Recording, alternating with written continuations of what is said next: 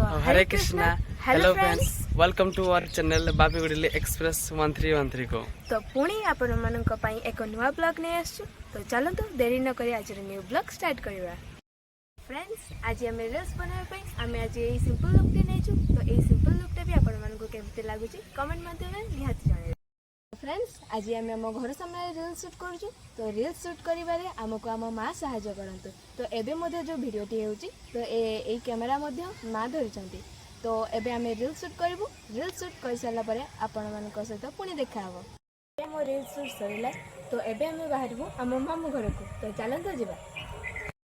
Friends, आज आम समस्ते बाहर मामू घर। तो मामू घर आज आम कौन बाहर तो मामू घरे पहुँची आपन को जनइबू। तो फ्रेंड्स, एबे आम समस्ते आम मामू घर को पहुँची सारी। तो आज हूँ मामू पुअर जन्मदिन। तो घरे पूजा होची। तो से घर को आज आम आस। तो चलते देखा केमती पूजा होची।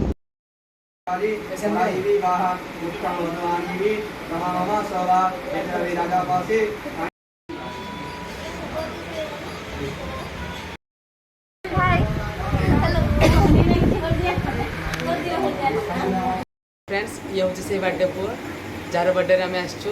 तो चलते आग को आउरी ढेर सारा मजा मस्ती करवा।